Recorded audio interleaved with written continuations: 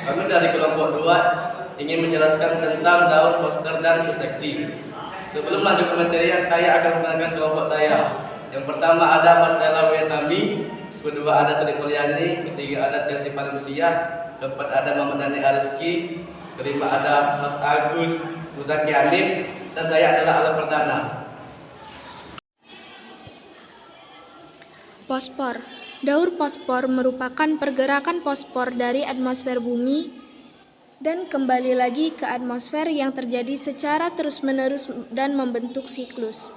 Fosfor memiliki kemampuan untuk membentuk ikatan kimia berenergi tinggi, dan fosfor ini sangat penting dalam transformasi energi pada semua organisme.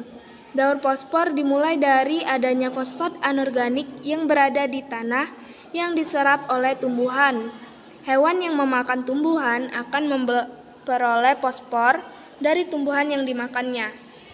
Di samping itu, tumbuhan atau hewan yang mati ataupun sisa ekskresi hewan baik urin maupun feses yang ada di tanah oleh bakteri pengurai akan menguraikan menjadi fosfat anorganik yang akan dilepaskan ke ekosistem. Jenis fosfor. Fosfor sendiri merupakan mineral penting yang bisa dijumpai pada seluruh hewan dan tanaman, serta bisa juga ditemui pada tanah, air, dan sedimen. Akan tetapi, senyawa ini tidak bisa ditemukan dalam kandungan udara. Fosfor terdiri atas dua bentuk senyawa yang berbeda, di antaranya yaitu senyawa fosfat anorganik. Senyawa yang pertama ini bisa ditemui pada benda mati. Benda-benda tersebut yaitu seperti air, batu, dan juga tanah. Senyawa fosfat organik. Senyawa yang satu ini bisa saja ada pada kandungan makhluk hidup. Tidak hanya pada tumbuhan, fosfat organik pun sering ditemui pada hewan dan manusia. Manfaat fosfor. Manfaat daur fosfor sangat bermanfaat buat bahan peledak, pembuatan pupuk, kembang api, deterjen, pasta gigi, korek api, dan juga pestisida.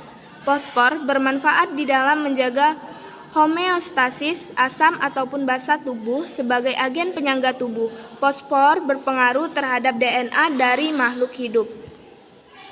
Sifat fosfor. Sifat daur fosfor saat murni berubah menjadi agak berwarna dan transparan. Biasanya fosfor membentuk padatan putih dengan sifat lengket dan mempunyai bau gak enak. Fosfor putih lebih mudah menguap dan larut dalam pelarut nonpolar benzena, sedangkan fosfor merah tidak mudah larut dalam semua jenis pelarut. Contoh fosfor atau siklus fosfor. Daur fosfor diawali dari sumber utama fosfor yang ditemukan dalam batuan melalui proses pelapukan. Pelapukan tersebut secara alami dipengaruhi oleh faktor cuaca. Yang kedua, penyerapan oleh tanaman dan hewan.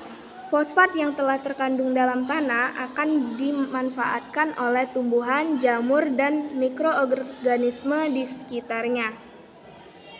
Pada hewan karnivora, fosfor akan diperoleh ketika hewan tersebut memangsa hewan karnivora. Yang ketiga, dekomposisi. Berikutnya, fosfor akan kembali ke alam atau lingkungan melalui proses penguraian atau dekomposisi. Yang keempat, fosfor dilanjutkan oleh peran bakteri dalam tanah yang akan mencegah bahan organik menjadi bentuk fosfat yang dapat diserap tanaman. Yang kelima, fosfor yang terkandung dalam air akan terus berjalan siklusnya hingga menjadi sedimen dan menuju ke lautan. Suksesi. Suksesi ekologi merupakan perubahan bertahap dan dapat diprediksi dalam komposisi spesies di area tertentu atau serangkaian perubahan yang terjadi di wilayah geografi selama periode waktu tertentu. Proses suksesi ekologi ini terjadi tanpa adanya intervensi manusia dan terjadi dalam kerangka dinamika persaingan antara spesies dari ekosistem yang sama. Jenis suksesi. Terdapat dua jenis suksesi, yaitu suksesi primer dan sekunder. Suksesi primer adalah suksesi yang dari awal komunitas dari ekosistem yang lama musnah atau punah.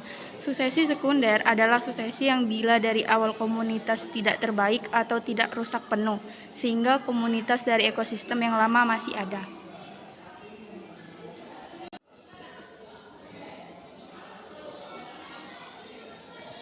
Contoh suksesi atau tahap-tahap suksesi.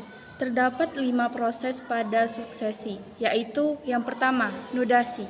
Nudasi adalah proses awal terjadinya pertumbuhan pada lahan terbuka atau kosong. Yang kedua adalah proses migrasi. Proses migrasi adalah proses hadirnya biji-bijian, tumbuhan, spora, dan lain-lainnya. Yang ketiga adalah proses echesis. Proses echesis adalah proses kemantapan pertumbuhan biji-biji tersebut.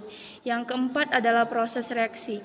Proses reaksi adalah proses persaingan atau kompetisi antara jenis tumbuhan yang telah ada atau hidup dan pengaruhnya terhadap habitat setempat. Proses yang terakhir adalah proses stabilisasi. Proses stabilisasi ini adalah proses manakala populasi jenis tumbuhan mencapai titik akhir kondisi yang seimbang di dalam keseimbangan dengan kondisi habitat lokal maupun regional. Baiklah, sekian materi yang kami sampaikan. Wassalamualaikum warahmatullahi wabarakatuh.